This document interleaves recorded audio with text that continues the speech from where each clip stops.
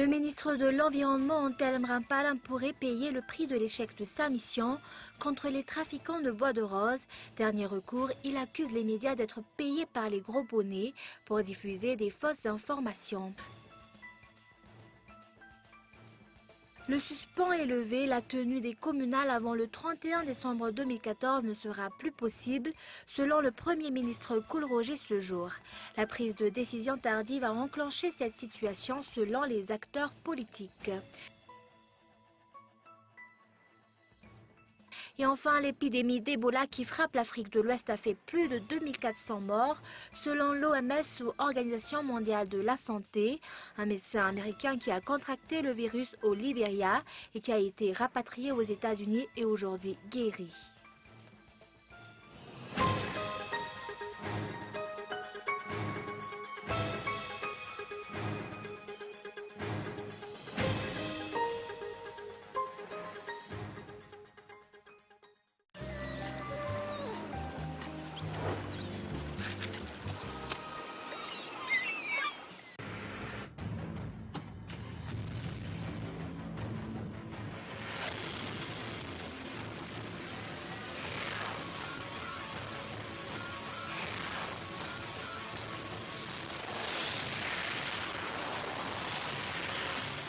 Avec Premium by Jovena, roulez plus, dépensez moins. Puissance, fiabilité, confort, économie.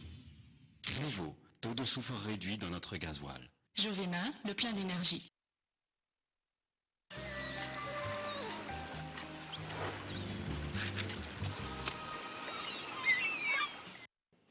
Bonsoir, nouvelle édition sur Kool TV. Bienvenue à toutes et à tous. Le ministre de l'Environnement et des Forêts, Antelme Ramparan, semble s'affoler à l'annonce d'un remaniement gouvernemental quasiment confirmé ce jour par le Premier ministre Kool Roger. Statutairement, premier responsable de la lutte contre le pillage des richesses naturelles de Madagascar, Antelme Ramparan pourrait payer le prix de l'échec de sa mission contre les trafiquants de bois de rose. Dernier recours, Antelme Ramparan accuse les médias d'être payés par les gros bonnets pour diffuser des fausses informations sur les vrais cerveaux du trafic de bois de rose. Reportage. Qui sont les vrais gros bonnets? À entendre Antelme Ramparan, ministre de l'Environnement et des Forêts, les journalistes sont responsables de tout le tapage autour de la question. Le Premier ministre révèle que 2000 randins de bois de rose ont été saisis jusqu'ici.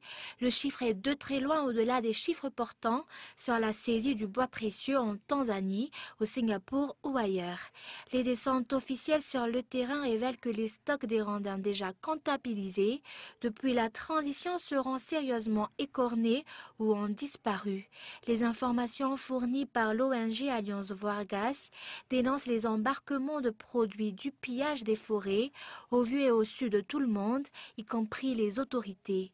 Les bateaux sont connus, leurs propriétaires aussi, et jusqu'ici on entend parler de poursuites ou de mandats d'arrêt international. La longue liste de noms dévoilée par le ministre lors de la tournée du comité interministériel dans le Nord ne convainc pas que ce sont les vrais cerveaux du trafic, tout au plus des comparses de plus gratifiants des trafics. Très proche du multimilliardaire Jean Lessou, élu député à Antala, Antelme Ramparan a déjà visé la commission d'enquête sur le pillage des richesses nationales et du bois de rose avant sa nomination. Lors de la descente gouvernementale dans le Nord, le ministre a exprimé le désir de voir le dossier transféré à Antananarivo. On s'interroge. Les journalistes ont très mal pris les affirmations du ministre Antelme Ramparan. À l'issue de la rencontre, les commentaires sont allés bon train.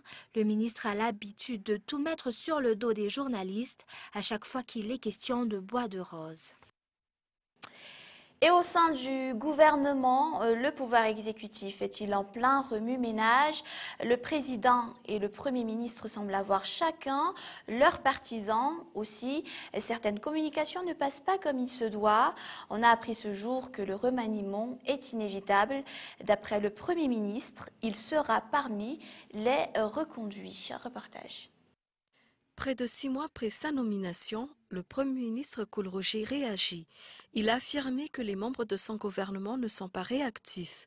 Le Premier ministre a averti indirectement qu'une vague de limogeage se prépare. Mardi dernier, il a encouragé les ministres jugés incompétents à démissionner. Afin d'être plus explicite sur ce sujet brûlant, le Premier ministre a reçu la presse ce jour. Au vu de l'évolution de la situation actuelle, un remaniement gouvernemental est inéluctable. D'après le Premier ministre, il n'y a rien à craindre pour son fauteuil, ce sont les ministres qui sont à la source de l'incompétence du gouvernement. On ignore l'opinion du président Razwan Armapian sur le sujet. Qui seront les ministres partants? Le Premier ministre est resté évasif lorsque les journalistes lui ont demandé la raison de la présence des ministres des Finances, du ministre de l'Environnement, du ministre de la Défense, du secrétaire d'État chargé de la Gendarmerie, du ministre de la Fonction publique, du ministre de la Justice, du ministre de l'Enseignement supérieur et du ministre de l'Agriculture à Mazouarif lors de la rencontre entre le Premier ministre et les journalistes ce matin. Quel sera l'essor des ministres à la tête des ministères qui ont fait parler d'eux ces derniers temps? Parmi eux, le ministre Rivra Koudvou, sur qui pèse l'affaire des journalistes emprisonnés, ou encore le ministre Paul Rabard, qui est ébranlé par la grève des maîtres Fram. Avec le problème de la compagnie Air Madagascar, le ministre du Transport est aussi menacé. Certains ministres sont aussi pointés du doigt pour être à la source de la divergence d'idées au sein du pouvoir exécutif. Certains, semble-t-il, n'exécutent que les directives émanant du président. C'est la raison pour laquelle le Premier ministre est réduit au rôle d'une simple marionnette dans la mise en œuvre du programme général de l'État. Les élections communales ne se tiendront pas cette année, d'après le Premier ministre Koulroché. Après la stagnation de la situation depuis près de 5 mois, il s'avère difficile d'organiser les communales cette année et 2014. La prise de décision tardive a enclenché cette situation selon les acteurs politiques. Les détails. Le suspense est levé. La tenue des communales avant le 31 décembre 2014 ne sera plus possible selon le Premier ministre Koulroché ce jour. Le Premier ministre osera-t-il réviser le calendrier électoral préétabli si la proposition de loi sur la décentralisation est passée devant les députés au mois de mai? Le Premier ministre osera-t-il réviser le calendrier électoral préétabli si la proposition de loi sur la décentralisation est passée devant les députés au mois de mai? Ce report résulte des vagues d'hésitation dans la prise de décision. Le parti malagas Miaramieng prévoit de présenter un autre projet de loi durant la prochaine session ordinaire, étant donné que l'article 3 portant sur l'effectif des communes sera réexaminé. Adz Andjanen Arfe, le président du malagas Miaramieng, a précisé que le parti a déjà présenté des projets de loi sur la décentralisation, mais le gouvernement les a délibérément ignorés. Il exige que les documents de son parti soient pris en considération. Le parti malagas Miaramieng est déjà prêt à affronter les prochaines élections. Il en est de même pour la plateforme Mapar. Jean Brunel Razavtian-Jofan affirme que le report des communales résulte de l'apport du parti présidentiel d'affronter les élections. Il ajoute que les circonscriptions doivent être clairement délimitées. D'après une source proche du dossier, certains visent de délimiter Madagascar en 25 régions et en 1600 communes si le nombre des communes est fixé à 1549. 300 demandes de constitution de nouvelles communes ont été reçues à ce jour. À Madagascar, la démocratie n'est encore qu'au début du processus, d'où l'importance de la formation des jeunes en matière d'éthique de leadership dans toutes leurs initiatives dans le pays. C'est l'un des principaux points soulevés lors de la célébration du 10e anniversaire du YLTP ou Youth Leader Training Program ce jour à l'hôtel Carlton, un programme en collaboration avec la FES ou Friedrich Ebert Stiftung. Reportage. Seuls 10% des personnalités actuelles ont suivi une formation avant de choisir de faire carrière en politique, selon les chiffres de l'IEP ou Institut d'études politiques. La crise récurrente dans le pays a souffert sans les résultats de cette grève carence en matière de formation. Tous les dirigeants qui se sont succédés au pouvoir n'ont mis en place leur parti politique qu'après avoir pris place. C'est pourquoi YLTP a pris le parti de former 250 jeunes de divers secteurs des 22 régions pendant ces 10 dernières années. Le but, c'est de préparer ces jeunes à sauver le pays de la malédiction, du marasme et de la crise.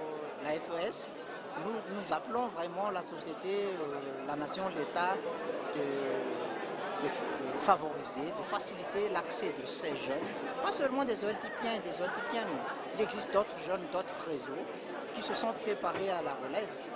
Il faut faciliter l'accès de ces jeunes aux postes de décision dans tous les secteurs de la société, de la nation, pas seulement dans la politique. Ces jeunes vont opérer dans plusieurs domaines, mais surtout politiques.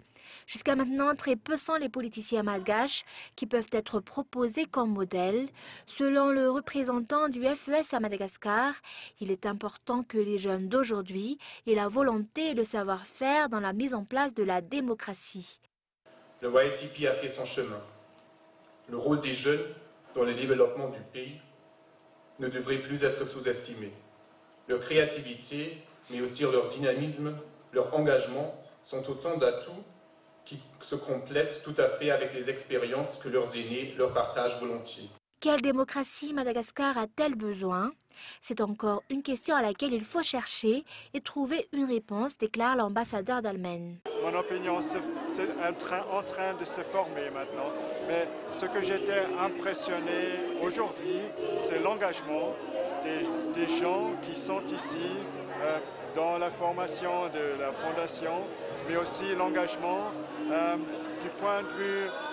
On a un sens national ici d'avancer avec la démocratie, de s'engager. C'est très très impressionnant et c'est quelque chose que je vais aussi présenter à mes amis en Allemagne pour leur faire voir ce qui se passe ici, que c'est vraiment un engagement ici des jeunes gens. Voilà. La perte des valeurs se fait de jour en jour cruellement ressentir dans le pays. C'est l'immense chantier qui attend les jeunes de YLTP. D'après les statistiques du PAM, ou Programme alimentaire mondial, 65% des Malgaches vivent de l'agriculture. Les terres cultivables sont encore nombreuses, mais faute de moyens techniques entre autres, elles ne sont pas exploitées. L'agriculture fait partie des moyens utilisés par le réseau SOU, ou réseau syndical des organisations agricoles, afin d'atteindre cette sécurité alimentaire. Ce réseau a célébré son 10e anniversaire ce jour. Reportage. Le manque de matériel et de moyens demeure les problèmes majeurs des agriculteurs. Les récoltes ne peuvent alors subvenir aux besoins annuels des familles paysannes. Le réseau syndical des organisations agricoles ou réseau SOU opte pour une formation et une éducation dans les techniques d'agriculture depuis 10 ans. Des paysans ont réussi à doubler leur production. Le directeur adjoint du Chanbin Tata, Lazaf Njaba Richard, affirme que la sécurité alimentaire à Madagascar sera atteinte à n'importe quel moment. Les agriculteurs malgaches ne doivent pas toujours attendre les financements étrangers pour atteindre cet objectif, ajoute-t-il. Actuellement, 16 000 familles sont membres de ce réseau qui se propage déjà dans 11 régions de la Grande Île. Le réseau SOU prend également en charge des secteurs de l'élevage et de la pêche. Le représentant du PAM, Programme alimentaire mondial, a affirmé que l'agriculture n'est pas le seul issue pour la lutte contre l'insécurité alimentaire. Il y a plusieurs stratégies. C'est pas bon. L'agriculture, bien sûr, c'est un des points forts de Madagascar. Et Madagascar a beaucoup de possibilités de faire de l'agriculture. Donc ça, c'est un point fort. Mais n'importe quel autre moyen économique qui donne aux gens des possibilités d'accéder à la nourriture. Il y a des pays, par exemple le Japon ou maintenant la Corée du Sud, Ce sont des pays qui ne produisent pas toute l'alimentation dont ils ont besoin, mais par contre, ils produisent d'autres choses. Ils produisent des voitures, ils produisent des portables ou d'autres choses qu'ils vendent. La lutte contre l'insécurité alimentaire n'est pas la même pour chaque région de Madagascar. Pour la partie sud du pays, le problème d'eau amplifie ce problème d'insécurité alimentaire. Et voilà, on passe aux actualités internationales. François Hollande s'est rendu à Erbil, au Kurdistan irakien. La France qui fournit 18 tonnes d'aide humanitaire. Elle est en pole position dans le dossier humanitaire. Un soutien très attendu par des milliers de réfugiés, à majorité chrétienne. C'est un reportage de France 24.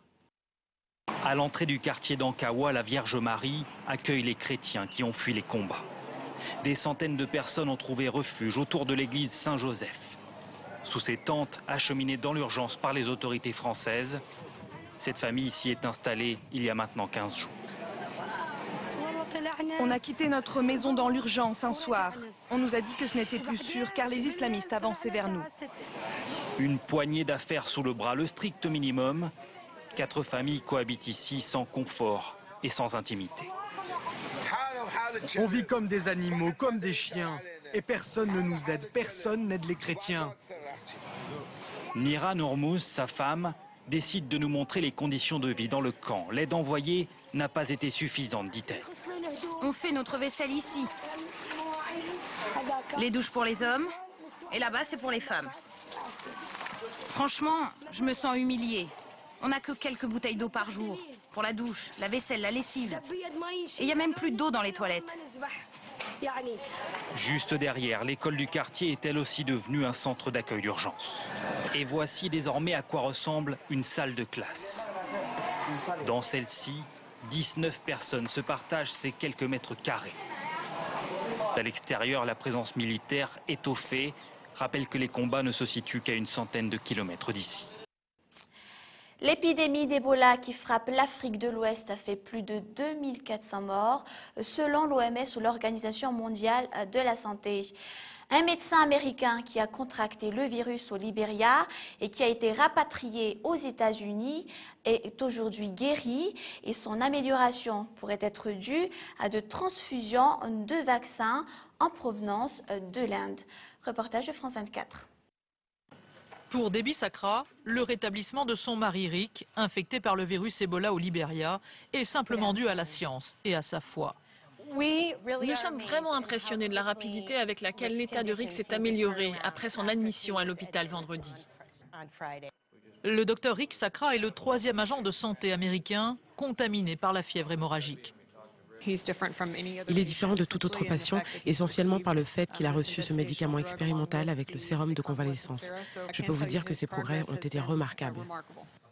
Rick Sacra travaille au Libéria pour une ONG américaine dans laquelle un autre de ses amis proches, le docteur Ken Brantley, a travaillé. Contaminé avant lui, il a aussi été soigné avec succès. Aux États-Unis, les élus et les médecins appellent à une réponse accrue à l'épidémie d'Ebola. Certains suggèrent de renforcer le nombre de centres de traitement et d'augmenter la livraison de matériel. Une position partagée par l'OMS pour qui le virus est hors de contrôle. Selon l'Organisation mondiale de la santé, des milliers de nouveaux cas pourraient faire leur apparition dans les 3 prochaines semaines au Libéria. Pour la représentante de l'ONU au Libéria, l'épidémie pourrait avoir des conséquences au-delà de la crise actuelle. Il y a une autre crise qui se cache dans l'ombre du virus Ebola. Le système de santé régulier s'est effondré, ce qui pourrait engendrer d'autres problèmes de santé. Mais au moins pour l'instant, avec cette dernière percée, les médecins espèrent développer de nouveaux traitements basés sur leur expérience. Et restez avec nous, Nkazra Koutmanatso et ses invités vont nous parler du délestage dans Mikouloué, juste après ce journal, suivi donc de 2 films, un film d'action, Jared 2, et un film frisson plus tard dans la soirée, The Paranormal Diaries, Cloverfield. C'est la fin de cette édition. Merci à vous tous de votre attention. Je vous retrouve demain à la même heure sur Cool TV. Mais en attendant, je vous souhaite une très belle soirée. Au revoir.